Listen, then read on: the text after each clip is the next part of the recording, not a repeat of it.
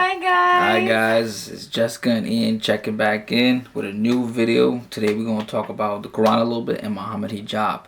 So recently he made a video about some ludicrous things that make no sense whatsoever. But you know, the intelligent, famous Oxford graduate thinks that because of his ego and him flexing his arms everywhere, running shirtless in the streets of London,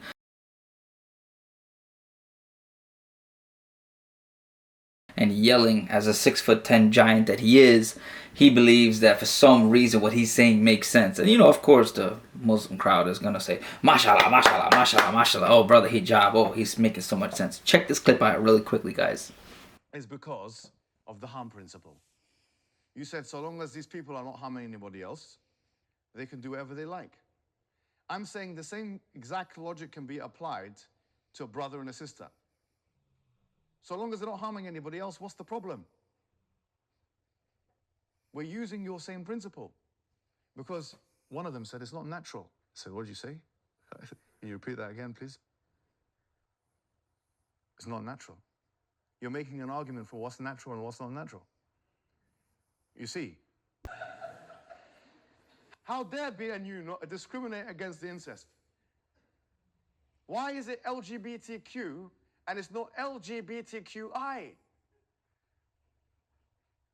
There's a brother and a sister out there that just love each other. But you don't care about their feelings. You only discriminate against them because they came out of the same womb. And maybe some of them want to go back into the womb, sorry to say, in a different way.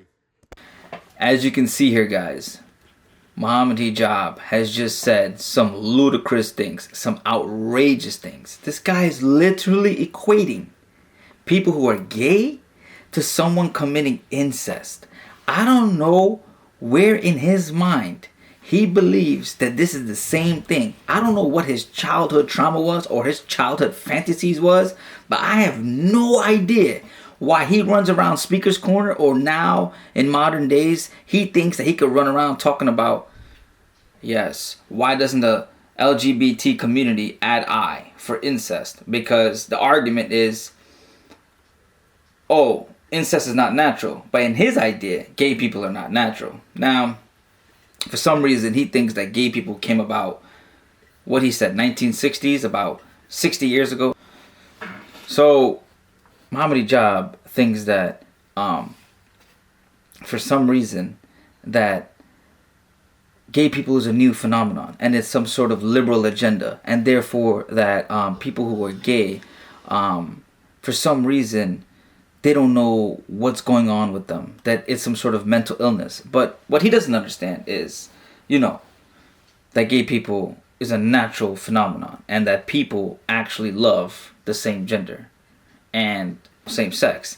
And basically, it's a new phenomenon to him, right? It's not something that he understood growing up in wherever it was, the deserts of Egypt or whatever.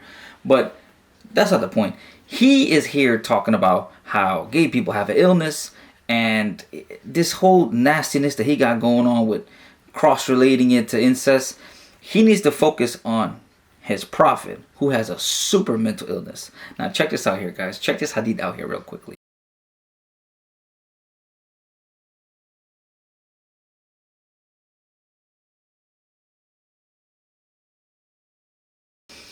Now, I posted this hadith before.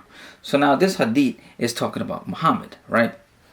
Now, as you can clearly see here, guys, the story they tell us about Jibril and Muhammad getting the revelations from Jibril. If you pay attention to hadith, you can literally see here that they're narrating and saying that Muhammad was going into the cave Hira, and he used to go pray to Allah for some reason inside of the cave. Now, we all know that Allah didn't exist until Jibril came into the picture, right? Allah before was Hubal, aka the moon deity. I think the people who are reading this forget that Muhammad's parents were pagans, super pagans. Like, if you read, his grandfather was out here, he had a whole bunch of sons, and he was trying to kill one of them to sacrifice to Hubal. And this is what they were doing. So at the end of the day, it's nothing new. that they would associate the word Allah to the moon deity, Hubal, right? A pagan god. And let's not forget the Kaaba had 360 idols. So at the end of the day, when they're sitting here stating that Muhammad used to go pray to Allah in the cave, they must think that it's the new version of Allah, the 2.0, the new update, right? Of Allah, which is the Muhammad Arab God, the Almighty One Unseen God. They've made a mistake here. Now, when we look, we can clearly see that when Muhammad was getting this revelation by Jibril the first time they meet, he was choking him, guys. He was choking him. He was choking him like this. You can see he's like, ah! He was choking him like that, right? It's completely ridiculous.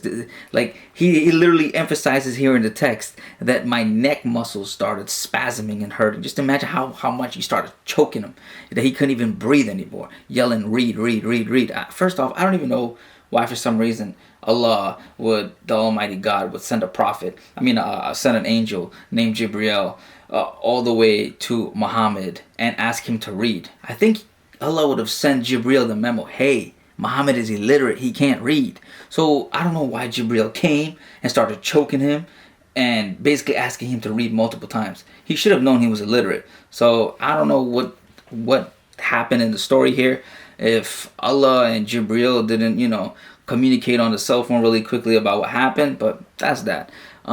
Next, it's like, okay, he runs away, guys. He runs away to his wife. This maniac runs away to his wife, and when he runs away to Khadijah, he's hiding and crying, cover me, this and that. And guys, he's literally here telling her in another biography, in the biography by Ibn Hisham and another hadith, they kind of put a little emphasis in this area here, but he basically cries and basically exerts that and assumes that he sees a demon, like, because back in the days the Arabs assumed that people who gets revelation, it will be through a demon, right? So they called it demonic poetry. That's something they were attracted to.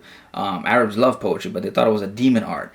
And basically, guys, anybody who knows that they meet an angel, they get something called divine grace. They get something where they feel connected, and they feel graceful, and they feel blessed, and they feel calm, and they feel this connection with God and the angel. This is the first time ever you have a maniac running around talking about some sort of spirit came to choke him and ask him to read. And funny here, guys, Waraka, Khadijah's cousin. This is the key of the story here. His wife brings Muhammad to her cousin, and Waraka, it literally tells you here, he's basically an excommunicated pagan Christian priest, right? And it literally tells you here that he used to write the Gospels. So obviously, Muhammad would learn the biblical Gospels from this character right here, Waraka. It's telling you here, guys, that he used to write it. So when it comes about how would Muhammad have known these things about the biblical verses or biblical things, it's telling you here, guys, that he had so many sources around him. We're not even talking about the other sources of the Jews living in around the Kaaba and stuff like that. We're not even talking about that. We're just going simple. We're just narrowing it down here. That literally Waraka, a Christian, he's a Christian, guys. Oh God, where would Muhammad have known all these Christian things? He couldn't read. Yeah, it's telling you here in your hadith. Maybe if you pay attention and read it. And guys, all of a sudden Waraka turns blind, right?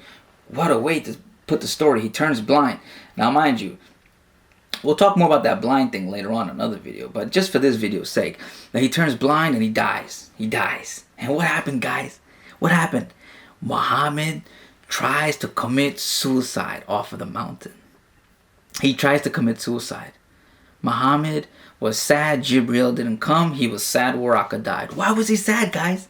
Because Waraka is the one who trained him and taught him, and he felt lost. He felt lost because, guys, Muhammad didn't know who Jibril was. He thought it was a demon spirit.